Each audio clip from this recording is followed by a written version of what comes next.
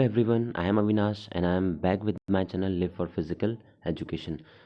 Today we will discuss about women and sports. It is a part of class 12th. We will know how women are participating in sports and games and in Olympics, how they are contributing towards their society and towards their nations. Sports participation of women in India, कैसे sports women ने participate करना start किया Indian women's ने India में भी और international की हम बात करते हैं। तो पहले हम बात करते हैं यहाँ पे एंशंट ओलंपिक्स की। तो एंशंट ओलंपिक्स में women were not allowed to even watch sports competition. Ancient Olympics में वुमेन्स को जो स्पोर्ट्स कॉम्पिटिशन है ओलंपिक्स है उनको देखने तक अलाउड नहीं था। तो हम पार्टिसिपेशन की तो बहुत दूर की बात होती है। फिर फर्स्ट ओलंपिक्स जो हुए 1896 में, वो हमारे मॉडर्न ओलंपिक गेम्स थे, एथेंस में हुए थे, पैरे डी कोबर्टन ने स्टार्ट किया था। तो उसमें भी वुमेन का पार्टिसिपेशन बिल्कुल नहीं था। फिर जब 1900 में ओलंपिक गेम्स स्टार्ट हुए, अगेन जो नेक्स्ट ओलंपिक था 1900 में, उसमें 22 वुमेन ने पार्टिसिपेट किया था और 2 स्पोर्ट्स इवेंट्स में। ये ऑब्जेक्टिव टाइप क्वेश्चन है आपका कि 1900 ओलंपिक्स में कितनी वुमेन्स ने पार्टिसिपेट किया था। देन 1904 ओलंपिक गेम्स में 6 वुमेन ने पार्टिसिपेट किया 3 इवेंट्स में। देन आफ्टर उसके जस्ट 100 ईयर्स बाद, जो हम 2004 की बात करते हैं सिडनी ओलंपिक्स में, उसमें 4069 वुमेन ने पार्टिसिपेट किया। देखो 100 ईयर्स में कितना चेंजमेंट आया है। तो ये टोटल कितना परसेंट था वुमेन का? 38.2% वर वुमेन। देन इन 2008 जो बीजिंग में हुए थे ओलंपिक गेम्स, उसमें टोटल 10,700 स्पोर्ट्स फ्रॉम 205 कंट्रीज, इतने कंट्रीज ने पार्टिसिपेट किया था, took part, and out of which 4,637 were women. Approx 10,000 में से 4,000 कौन थी? वुमेन्स थी। तो देखो परसेंटेज क्या धीरे धीरे इंक्रीज हो रहा है। हुज परसेंटेज वॉज 42.4, उनकी परसेंटेज भी 38 से कहाँ पहुँच गई? 42 पे। And 26 women participated from India, और इसी में जो 26 वुमेन थी वो हमारे कहाँ से थी? हमारे कंट्री से, इंडिया से। फिर हम बात करते हैं 2012 जो लंदन में ओलंपिक्स हुए थे, इसमें टोटल स्पोर्ट्स पर्सन कितने थे पार्टिसिपेट करने वाले? 10,960, अप्रॉक्स आप 11,000 मान सकते हो। इसमें भी 205 कंट्रीज़ ने पार्टिसिपेट किया। इसमें से 4,862 की थी वुमेन थी। और अगर आप 2008 की बात करोगे तो उसमें कितने थे? 4,600, तो 200 प्लस में है यहाँ। तो ये भी थोड़ा इंक्रीजिंग साइन है वुमेन्स के लिए। First time women boxing was included in the Olympic, और इसी ओलंपिक में, लंदन ओलंपिक में, फर्स्ट टाइम जो वुमेन बॉक्सिंग है वो इन्होंने इसमें इंट्रोड्यूस किया। देन अब हम लोग चलते हैं आगे। तो 4 women participated in the Olympics held in 1952 in athletics. जो एथलेटिक ओलंपिक्स में था उसमें 4 वुमेन ने पार्टिसिपेट किया था एथलेटिक्स में। Then Karnam Malleswari become the first Indian women to secure a bronze medal in weight lifting in Sydney Olympic games in 2000। तो 2000 में सिडनी ओलंपिक गेम्स हुए थे, जो हमारी कर्णम मलेश्वरी है, इन्होंने उसमें ब्रॉन्ज मेडल मिला था। तो ये आप ये भी कह सकते हो कि फर्स्ट वुमेन थी ब्रॉन्ज मेडल जीतने वाली, ओलंपिक या मेडल जीतने वाली। फिर जो 2012 ओलंपिक गेम्स में सानिया नेहवाल और जो हमारी मैरी कॉम जी हैं, उन्होंने ब्रॉन्ज मेडल जीता, किसमें? अपने अपने इंडिविजुअल गेम्स में, जो बैडमिंटन हो गया हमारा और बॉक्सिंग हो गया। तो ये ऐसे ही इंडियन वुमेन्स ने थोड़ा अचीवमेंट दिखाना शुरू किया ओलंपिक्स में। और अगर आप इसको देखो तो कंटिन्यू कोई ना कोई मेडल्स वो लोग जीते रहे हैं ओलंपिक्स में, भले ही एक आ रहा हो या सिल्वर आता है या ब्रॉन्ज आता है। एक स्टार्टिंग हो चुकी है और आगे जाके ये बहुत अच्छी अपने एम तक पहुंचेगी, और काफ़ी कुछ इसमें हमारी इंडियन वुमेन अचीव। अब हम आगे चलते हैं। आगे क्या है? Reason for less participation of womens in India. क्या वो रीज़न है? What are the reasons for less participation of women in sports? अब कौन कौन से वो रीज़न हो सकते हैं, तो आइए उनको देखते हैं वो क्या है। तो first one is lack of legislation. ठीक है, हमारे यहाँ पे क्या है, एक कोई लॉ नहीं है इस चीज़ के लिए कि वुमेन को पार्टिसिपेट करना है या नहीं करना है। अगर आप वेस्टर्न कंट्रीज़ में जाओगे तो वहाँ पे बिल्कुल एक लॉ है, पूरा लेजिस्लेशन है वहाँ पे कि जो जो वुमेन्स स्पोर्ट्स में पार्टिसिपेशन करेगी उनको आगे हेल्प मिलेगी, चाहे हम फिनेंशियली हेल्प की बात करें, चाहे हम जॉब की बात करें। जो कॉलेजेस होते हैं, स्कूल्स होते हैं, वहाँ पे उनको, जो स्कूल की फ़ीमेल्स होती हैं, उनको फिनेंशियली हेल्प मिलती है, उनको एड मिलती है आगे स्टडी के लिए भी और स्पोर्ट्स एंड गेम्स के लिए भी। तो कहीं ना कहीं हमारे जो कंट्री में इस चीज़ का थोड़ा अभी पीछे है, ये इस चीज़ की एक लेजिस्लेशन नहीं है। तो जब लेजिस्लेशन आ जाएगा तो थोड़ा वुमेन्स को और सपोर्ट मिलेगा पार्टिसिपेट करने के लिए। सेकंड पॉइंट है वो क्या है, लैक ऑफ टाइम। जो हमारी इंडियन फीमेल्स हैं, वुमेन्स हैं, उन पे थोड़ा टाइम नहीं होता है। वो पहले से ही अपने हाउस होल्ड के काम में बहुत बिजी रहती हैं, या फिर जो अपने फैमिली के लिए अर्निंग करती हैं वो दिन भर वो बिजी रहती हैं। तो उनके पास इतना टाइम नहीं होता है कि वो स्पोर्ट्स एंड गेम्स में पार्टिसिपेट कर सकें। तो ये भी एक रीज़न है। देन हम थर्ड पॉइंट की बात करते हैं यहाँ पे, लैक ऑफ सेल्फ कॉन्फिडेंस। जो वुमेन में है, वुमेन उनमें थोड़ा जो कॉन्फिडेंस होता है वो थोड़ा लो होता है। वो क्यों होता है? क्योंकि उनके माइंड में ये होता है कि हमें लोग क्या बोलेंगे, हमारे रिलेटिव्स क्या बोलेंगे, हमारे जो नेबर्स हैं वो क्या बोलेंगे हमारे, कि आप क्या कर रहे हो क्या नहीं कर रहे हो। तो कहीं ना कहीं इसकी वजह से उनका कॉन्फिडेंस थोड़ा डाउन हो जाता है। उनमें कॉन्फिडेंस ज़रूर होता है खेलने का आगे, बट अपने आसपास के एटमॉस्फेयर या सराउंडिंग्स की वजह से उनको अपना जो कॉन्फिडेंस है वो उनका डाउन हो जाता है। Next point is male dominated culture of sports. ठीक है, तो काफ़ी लोगों का यही मानना है कि जो स्पोर्ट्स एंड गेम्स है वो खाली फीमेल के वो सॉरी मेल के लिए है, वो मेन के लिए है, उन्हीं के लिए डोमिनेट है, वही पार्टिसिपेट कर सकते हैं, वुमेन्स के लिए नहीं है। और वुमेन उसमें थोड़ा हेजिटेट करती हैं पार्टिसिपेट करने में।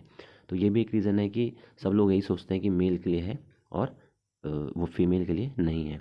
The lack of interest of spectators and no coverage of women sports, ये बहुत बड़ा रीज़न हो सकता है कि जो भी अभी वुमेन के जो मैचेस होते हैं, आप क्रिकेट फुटबॉल की बात करते हैं, बैडमिंटन की बात करें, लॉन टेनिस, किसी भी चीज़ की बात करें, उसमें स्पेक्टेटर्स नहीं आते हैं। स्पेक्टेटर्स मतलब जो लोग मैचेस देखने आते हैं। अगर आप यहीं कहीं मेल की इंडियन क्रिकेट टीम या फुटबॉल क्रिकेट जो मेंस की टीम है, इनके मैचेस होंगे तो बहुत आपको ग्राउंड पे जगह नहीं मिलेगी बैठने के लिए। तो यही चीज़ कहीं ना कहीं कहाँ लैक कर रही है, वुमेन्स की टीम्स के लिए। उनके लिए भी जब लोग देखने आएंगे तभी उनके बारे में जानेंगे और उनको आगे हेल्प मिलेगी। तो जितने ज़्यादा स्पेक्टेटर्स आपका मैच देखेंगे, आपके जो स्पोर्ट्स एंड गेम्स को देखेंगे, उतना ही ज़्यादा उसकी पॉपुलैरिटी बढ़ेगी और उतना वो आगे जाएगा। देन सेकंड पॉइंट इसमें ये भी कि no coverage of women sports. अगर आप 1-2 साल अगर थोड़ा पीछे चले जाओ, तो आपको टीवी में कहीं वुमेन्स के मैचेस देखने को ही नहीं मिलते थे। ना क्रिकेट के देखेंगे, ना फुटबॉल के, ना किसी के, ना बैडमिंटन के। लेकिन अब जाके थोड़ा बहुत स्टार स्पोर्ट्स है वो कवरेज देना स्टार्ट कर दिया है। तो जैसे ही कवरेज होगा वुमेन स्पोर्ट्स का, तो उसकी पॉपुलैरिटी बढ़ेगी और लोग थोड़ा अवेयर होंगे और वुमेन्स अवेयर होंगे और उनको पार्टिसिपेट करेंगे। खाली मेंस के ही गेम्स होते हैं, वही रेडियोज़ में चलते हैं, एफएम में वही चलते हैं, टीवीज़ में वही चलते हैं, जो ब्रॉडकास्टर्स हैं वही उनको खाली दिखाते हैं। वुमेन्स के लिए ऐसा कोई इंपॉर्टेंट उसको ध्यान नहीं देते हैं। तो ये भी एक रीज़न है। Then lack of female sports person as role model, बहुत बड़ा पॉइंट है ये, कि एक्चुअली फीमेल को उनका रोल मॉडल भी चाहिए होता है। तो वो अपना रोल मॉडल किस में ढूंढते हैं? फीमेल में ही। तो बहुत पुराने टाइम में, या आपसे कुछ साल पहले, बहुत कम ऐसे लोग थे जो रोल मॉडल बन पाए। लेकिन अगर आप अब देखोगे आपके टाइम में, आपके सिनेरियो में चल रहा है, तो रोल मॉडल धीरे धीरे आ रहे हैं। तो उनको जैसे ही रोल मॉडल किसी के बनना स्टार्ट हो जाते हैं तो वो उन्हीं को फॉलो करते हैं, तो उसमें थोड़ा पार्टिसिपेशन बढ़ जाता है। अब जैसे मिताली राज होगी, हरमनप्रीत होगी, स्मृति मंदाना होगी, जो फुटबॉल की प्लेयर्स हमारी, देन जो हॉकी की प्लेयर्स हैं राधा वगैरह, तो ये भी क्या है, बहुत अच्छी हैं। तो ये धीरे धीरे रोल मॉडल बन रही है जो यंग जो गर्ल्स हैं उनके लिए, और वो इसमें ही पार्टिसिपेट करेंगे। तो रोल मॉडल जितने ज़्यादा होंगे उतना ही पार्टिसिपेशन ज़्यादा होगा। Then next point is lack of fitness and wellness movement. ये भी एक इश्यू होता है कहीं ना कहीं, कि जो फिटनेस है जो स्पोर्ट्स एंड गेम्स के लिए चाहिए होती है, जो वेलनेस है, जो अवेयरनेस है, वो थोड़ा फीमेल में कम होती है। और वो कम इसलिए होती है क्योंकि वो लोग पहले से इसके बारे में सोचते नहीं हैं। तो डिफरेंट डिफरेंट ऐसे प्रोग्राम्स आते हैं जिसमें उनकी फ़िटनेस को इंक्रीज़ कर सकते हैं, उनकी हेल्थ को अच्छी कर सकते हैं, उनके वेलनेस को अच्छी कर सकते हैं, उनकी फ़िटनेस को मेंटेन कर सकते हैं। तो हर किसी को अपनी अपनी हेल्थ के बारे में, फ़िटनेस के बारे में पता होना चाहिए, जिससे वो अलर्ट रहते हैं आगे और अवेयर रहते हैं। और अवेयर रहेंगे तो ऐसे ही वो धीरे धीरे पार्टिसिपेट करना स्टार्ट कर देंगे। Then lack of awareness among women. अब ये भी एक चीज़ देखी जाती है कि जो वुमेन में है वो अवेयरनेस क्या होता है, बहुत कम है। स्पोर्ट्स एंड गेम्स के लिए अवेयरनेस बहुत कम होती है। तो अवेयरनेस होना बहुत ज़रूरी है। अब काफ़ी काफ़ी मिसकंसेप्शन ये भी होते हैं कि जो वुमेन बोला पार्टिसिपेट करती हैं स्पोर्ट्स एंड गेम्स में या फिज़िकल एक्टिविटीज़ में, उनको आगे उनकी बॉडी स्ट्रक्चर में थोड़ा प्रॉब्लम होता है, या उनको उनकी प्रेगनेंसी में उनको कुछ प्रॉब्लम होती है, जो चाइल्ड के बर्थ के टाइम पे। तो ये सब चीज़ें ऐसी नहीं हैं। अगर आप देखोगे कितनी सारी वुमेन वो पार्टिसिपेट करती हैं। तो ये सब क्या है, ये पुरानी सोच है। तो इस चीज़ को हमें चेंज करना है और वुमेन्स को, फीमेल्स को थोड़ा अवेयर करना पड़ेगा इस चीज़ के लिए। Then next is less number of women coaches. ये भी एक बहुत बड़ा पॉइंट है। जो फीमेल है वो थोड़ा हेजिटेट करते हैं कुछ भी चीज़ पूछने में या बात करने में। तो उनके लिए क्या वुमेन कोचेस नहीं होते हैं। लेकिन अगर आप अब देखोगे तो वुमेन कोचेस धीरे धीरे आ रहे हैं। जब कोई फीमेल स्पोर्ट्स में पार्टिसिपेट करेगी तब जाके वो आगे कोच भी बन सकती है। तो पहले उसके लिए आपको लोग प्लेयर बनना पड़ेगा। अगर आप देखोगे तो वुमेन कोच जो वुमेन्स की टीम है उनके मेल कोचेस होते हैं। जो मेन हेड कोच होगा वो मेल होगा, बाकी सपोर्टिंग स्टाफ में वुमेन्स होती हैं। बट इसको धीरे धीरे चेंज करना पड़ेगा, वुमेन कोचेस भी होनी चाहिए और मेल कोचेस भी होने चाहिए, क्योंकि टेक्निक के ऊपर डिपेंड करता है। जैसे आप आरसीबी की टीम देखो तो वहाँ पे वुमेन एक जो सपोर्टिंग स्टाफ में वुमेन भी होती है। ऑस्ट्रेलियन क्रिकेट हो गया, वेस्ट इंडीज़ हो गया, या आप साउथ अफ्रीका की बात करते हो, इंग्लैंड की बात करते हो, वुमेन टीम मेंस की टीम में स्टाफ में होती हैं। तो ऐसा कोई इश्यूज़ नहीं होता है। बट कहीं ना कहीं ये वुमेन्स के लिए थोड़ा प्रॉब्लम क्रिएट करता है कि वुमेन कोचेस ना होना। Then attitude of society towards women participation in sports, ये भी बहुत बड़ा पॉइंट है। जो सोसाइटी है, जो आपके नेबर्स हैं, रिलेटिव हैं, उनकी जो एटीट्यूड है, उनका बिहेवियर है, उनकी जो थिंकिंग है, वो वुमेन पार्टिसिपेशन के लिए बहुत लो है, बहुत नेगेटिव है। तो उनकी थिंकिंग को कहीं ना कहीं चेंज करना पड़ेगा। उनके माइंड में ये रहता है कि बस जो फीमेल है, जो गर्ल है, वो किचन के लिए बनी है, घर के कामों के लिए बनी है। तो ये सब चीज़ें नहीं होनी चाहिए। हर किसी को राइट है पार्टिसिपेट करने का, स्पोर्ट्स एंड गेम्स में खेलने का। तो उनकी लाइफ होती है ये। तो कहीं ना कहीं ये जो एटीट्यूड है, ये जो सोच है, जो नेगेटिविटी है, ये अपने माइंड से हमें रिमूव करनी पड़ेगी। Then lack of personal safety, ये भी बहुत बड़ा इश्यूज़ है। अगर सपोज़ कोई फीमेल है या गर्ल है, वो पार्टिसिपेट कर भी रही है आगे, तो उनको स्टेडियम जाना पड़ता है। स्टेडियम जाने के लिए थोड़ा उनको प्रोटेक्शन चाहिए। देन प्रॉपर ट्रांसपोर्टेशन चाहिए, उनके पास अपना ट्रांसपोर्टेशन नहीं है, पब्लिक ट्रांसपोर्ट भी टाइम से नहीं मिल पाता है। तो इन सब चीज़ों की वजह से कहीं ना कहीं जो वुमेन्स है वो थोड़ा पीछे रह जाती हैं। अगर उनको प्रॉपर सपोर्ट मिल जाएगा इन चीज़ों से भी, तो मे बी वो थोड़ा पार्टिसिपेट कर सकती हैं और अपने सोसाइटी का, अपने स्टेट का, अपने कंट्री का, अपने नेशन का नाम या अपने स्पोर्ट्स का नाम आगे जाके बहुत प्राउड करा सकते हैं। तो कहीं ना कहीं ये भी पर्सनल जो सेफ्टी है ये मैटर करते हैं। अब ये डिपेंड करता है, रोड सेफ्टी हम बात करें, स्ट्रीट है या पब्लिक ट्रांसपोर्ट है, या उनके वेन्यूज़ में उनके लिए प्रॉपर तरीके से अरेंजमेंट है या नहीं है। तो फीमेल के लिए थोड़ा ये सब चीज़ें सोचना पड़ता है। और स्पोर्ट्स स्टेडियम से या थोड़ा उनको अकेले आना या अकेले जाना, ये भी थोड़ा उनके लिए डेंजरस है। तो ये सब चीज़ें के देख के, उनकी पर्सनल सेफ्टी को देखते हुए वो लोग इस चीज़ में पार्टिसिपेट नहीं करती हैं। The last point is lack of proper access to facilities. अब जिन फैसिलिटीज़ की हम बात कर रहे हैं यहाँ पे वुमेन के लिए, वो क्या है, उनके लिए इक्विपमेंट्स नहीं होते हैं, उनके लिए ट्रेनिंग्स, उनकी जो ट्रेनिंग होती है, कोचेज़ होते हैं, वो उनकी अच्छे से नहीं होती हैं। अगर आप वहीं कंपैरिजन करो मेंस के लिए, तो उनके लिए इक्विपमेंट बहुत अच्छे अच्छे होते हैं, उनके लिए ट्रेनर्स बहुत अच्छे होते हैं, उनके लिए कोचेज़ भी अच्छे होते हैं, ग्राउंड्स अच्छे होते हैं। तो कहीं ना कहीं ये चीज़ें वुमेन के लिए इतना नहीं होती। इवन सैलरीज भी, जो पेमेंट मिलती है, अगर आप इंडियन क्रिकेट मैन की टीम को देखोगे और वुमेन क्रिकेट, तो उनके सैलरी में बहुत बड़ा डिफरेंस है।